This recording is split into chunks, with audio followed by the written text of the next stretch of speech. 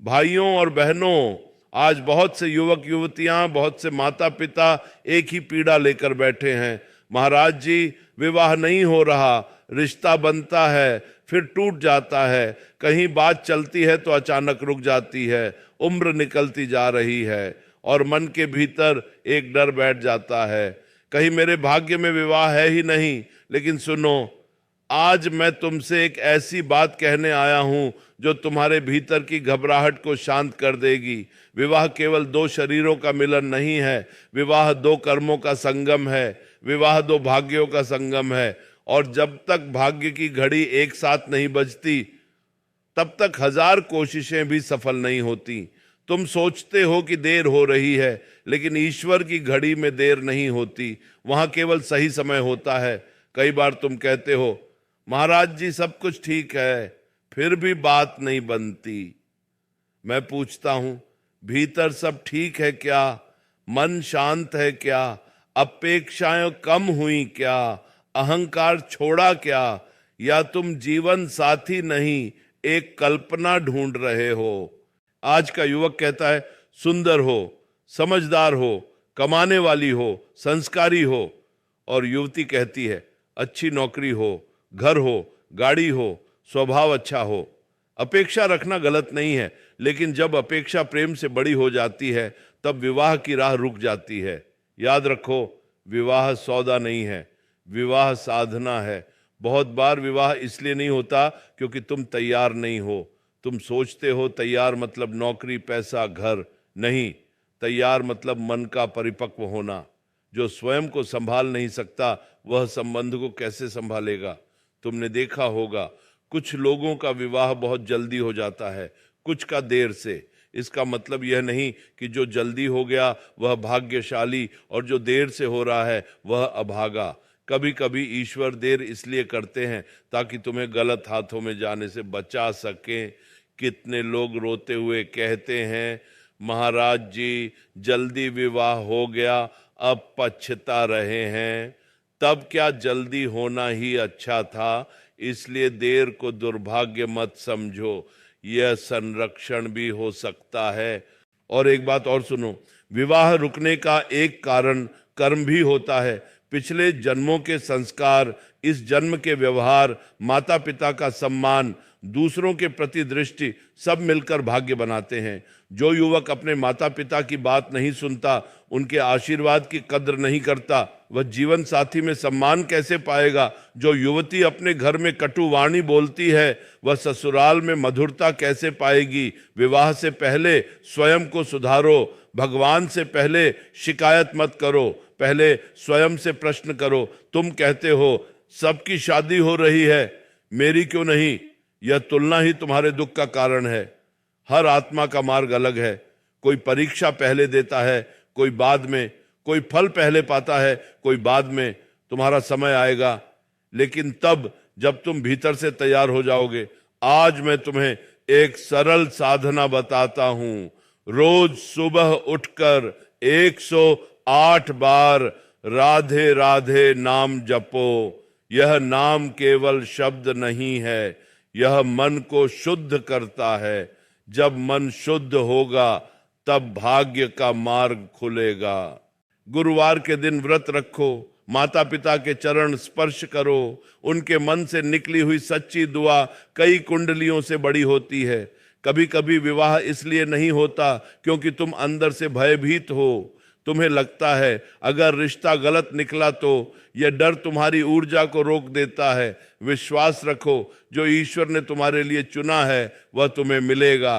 और अगर कोई रिश्ता बनकर टूट गया तो रो मत, धन्यवाद दो कि गलत संग से बच गए। विवाह का अर्थ है जिम्मेदारी, त्याग, समर्पण। अगर तुम केवल लेने की सोचते हो, देने की नहीं, तो विवाह का द्वार बंद रहेगा। आज से संकल्प लो, मैं पहले स्वयं को योग्य बनाऊंगा, अपने स्वभाव को मधुर बनाऊंगा, अपनी अपेक्षाएं संयमित करूंगा, ईश्वर पर विश्वास रखूंगा। जब तुम भीतर से बदलते हो तब बाहर की परिस्थिति भी बदलती है। एक बात और, विवाह को जीवन का अंतिम लक्ष्य मत बनाओ।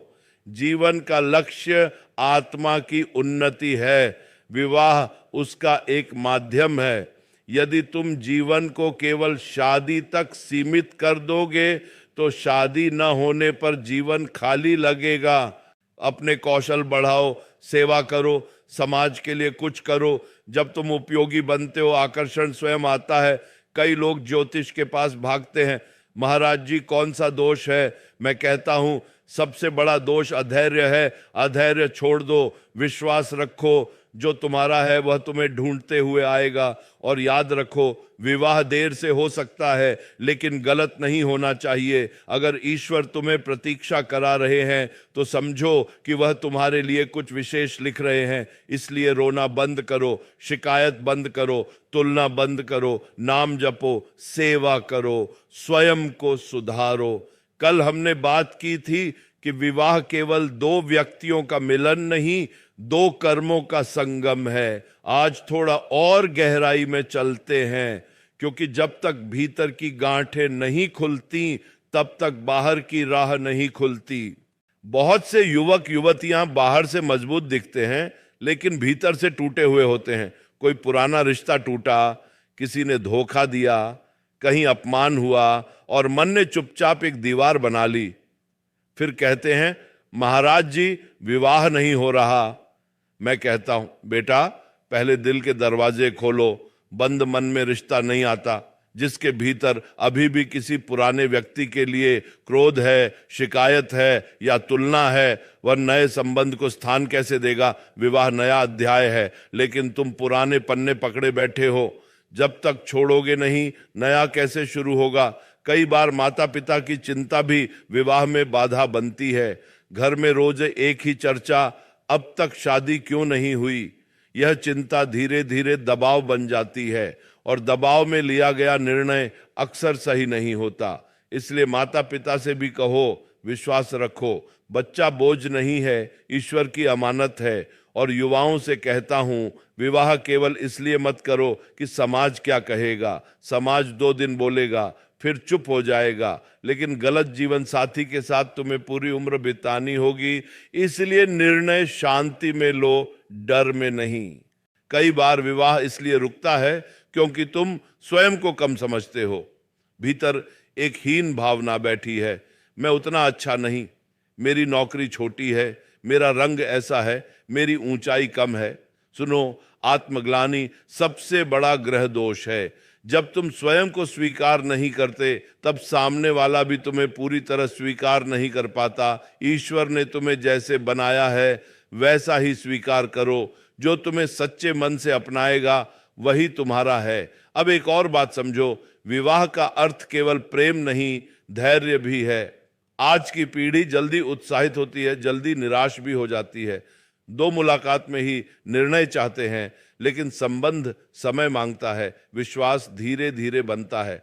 अगर कोई रिश्ता बनकर टूट गया तो इसका मतलब ये नहीं कि तुम में कमी है, हो सकता है वह तुम्हारे लिए नहीं था। हर असफल रिश्ता तुम्हें सही दिशा में ले जा रहा है यदि तुम उससे सीख लो।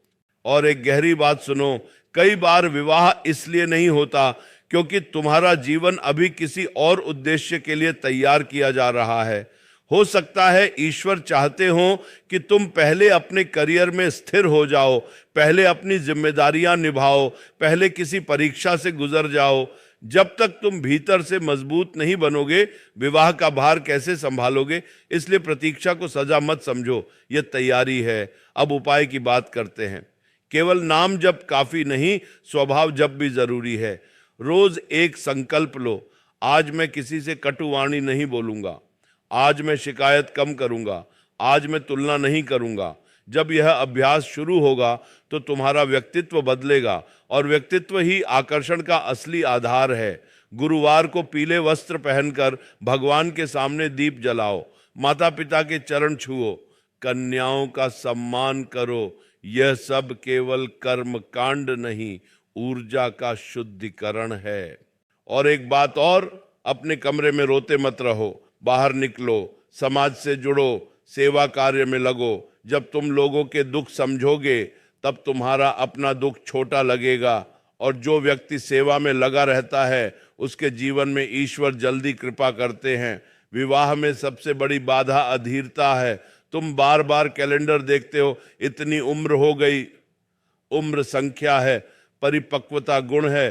संख्या मत गिनो, गुण बढ़ाओ। और याद रखो, यदि तुम्हारा विवाह देर से होगा तो हो सकता है तुम्हें ऐसा जीवन साथी मिले जो तुम्हारी आत्मा का साथी हो। जल्दी में अक्सर बाहरी आकर्षण मिलता है, देर में अक्सर गहराई मिलती है। आज से शिकायत बंद, तुलना बंद, भय बंद, विश्वास शुरू, साधना शुरू, आत्म सुधार शुरू। जब तुम्हारा मन शांत होगा तब तुम्हारे जीवन में भी शांति से कोई आएगा।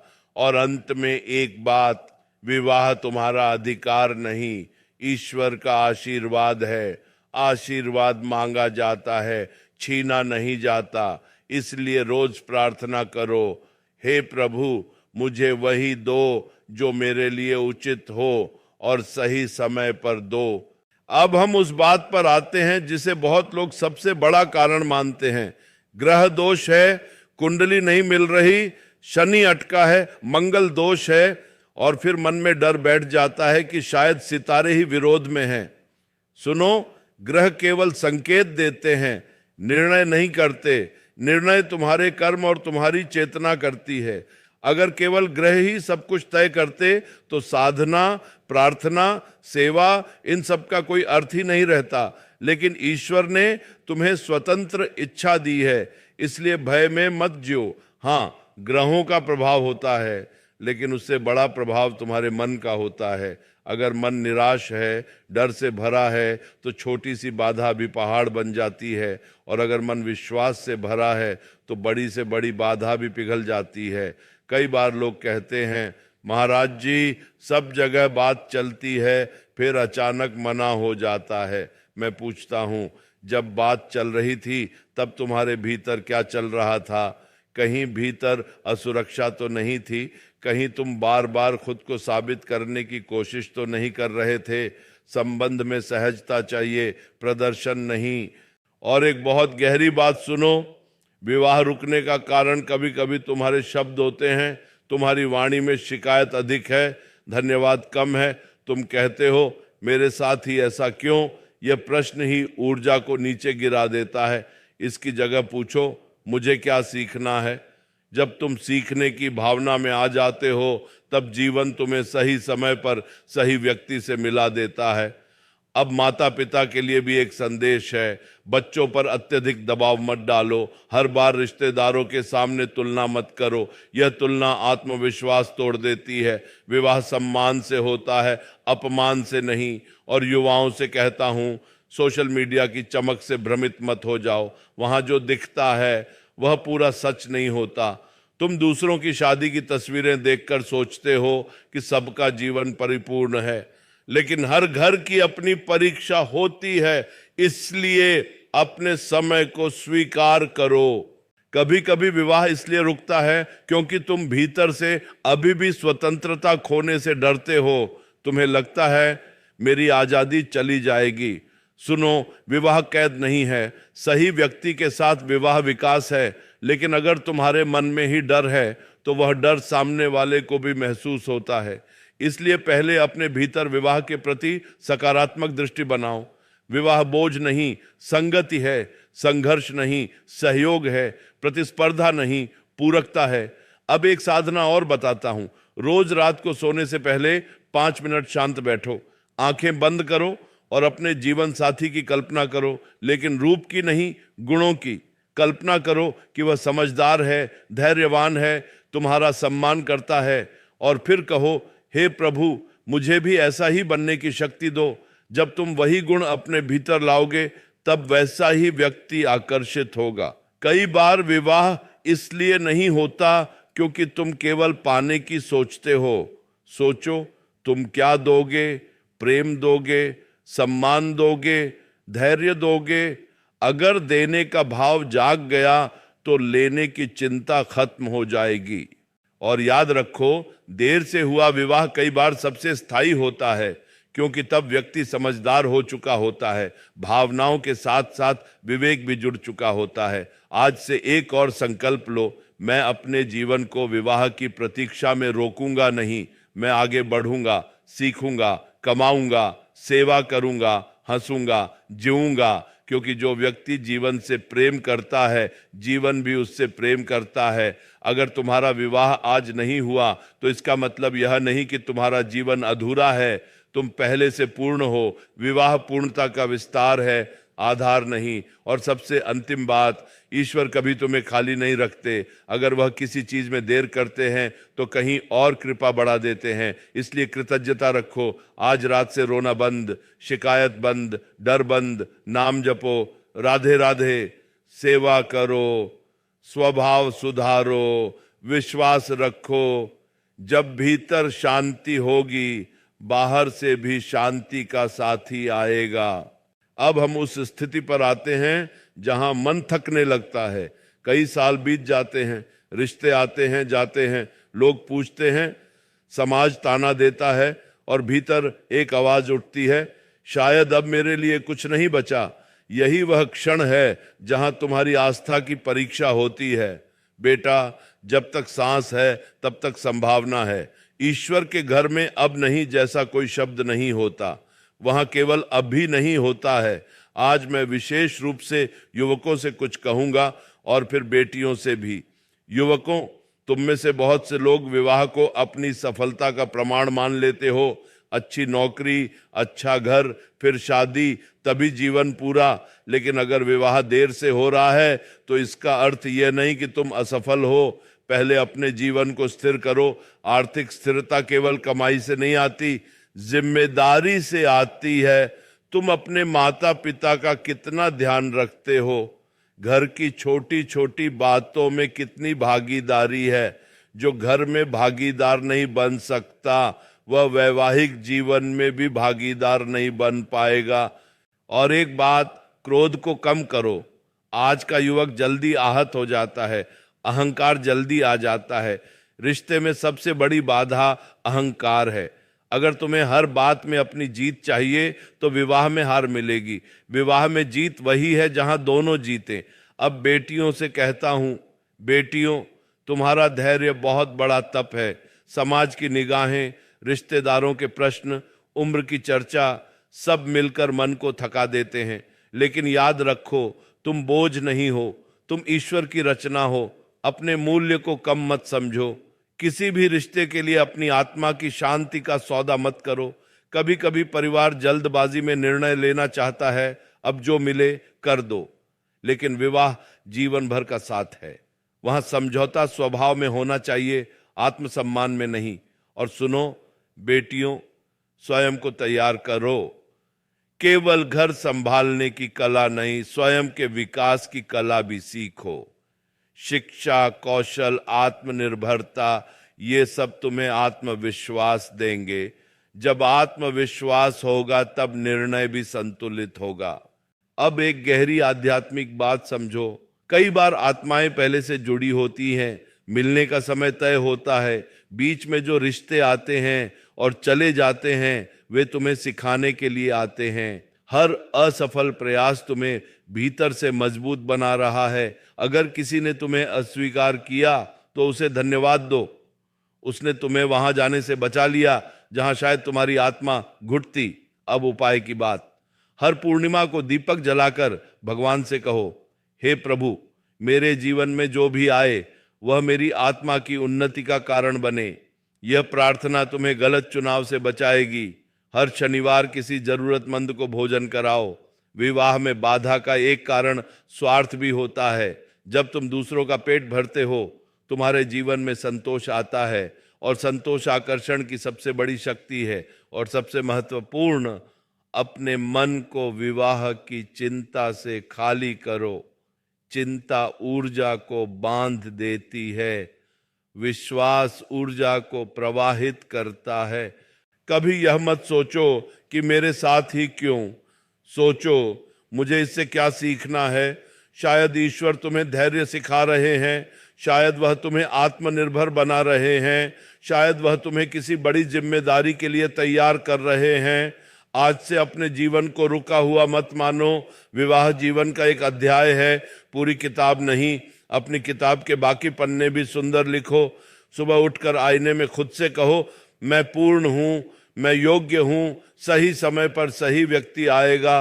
ये सकारात्मक वचन धीरे धीरे तुम्हारे अवचेतन को बदल देगा। और अंत में, अगर विवाह बहुत देर से भी हो तो घबराओ मत। देर से खिला हुआ फूल अक्सर अधिक सुगंध देता है। विश्वास रखो, ईश्वर तुम्हें भूल नहीं सकते।